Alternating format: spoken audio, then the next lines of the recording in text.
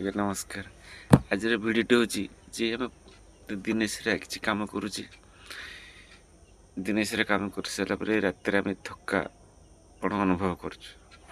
ତ ଥକା ଅନୁଭବ ଯେ କରୁଛି ମାନେ ହାତ ବଥା, ଆପଣଙ୍କର ପାଦ ଘୋଳେଇବା, ହାତ ଘୋଳେଇବା, ଏଇସବୁ କିଛି ପ୍ରୋବ୍ଲେମ୍ କ୍ରିଏଟ୍ ହୁଏ।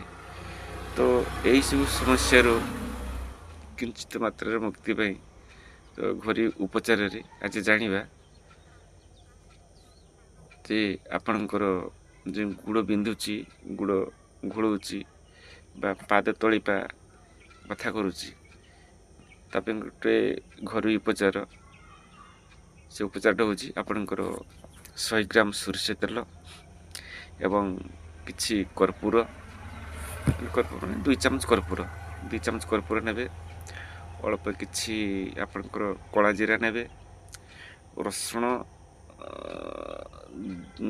ଆପଣଙ୍କର 10-15 କୋଷା ରସୁଣ ସେଥିରେ ପକାଇବେ। ରସୁଣକୁ ଭଲ ଭାବରେ ଛେଞ୍ଚି ଦେବେ, ସେଥିରେ ପକାଇବେ। କାରଣ ଆପଣଙ୍କର ରାଇତେଲ 100 ଗ୍ରାମ, କର୍ପୂର 2 ଚାମଚ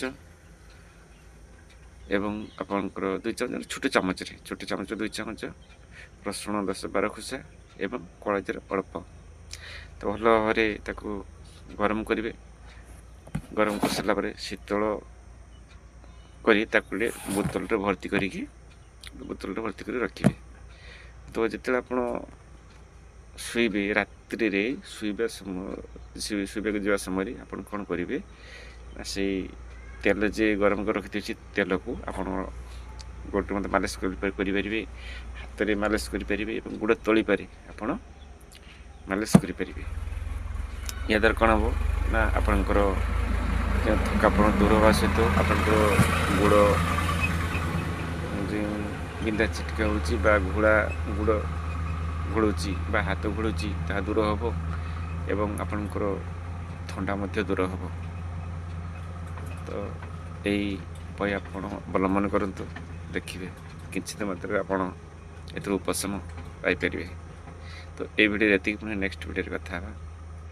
ରହୁଛି, ନମସ୍କାର।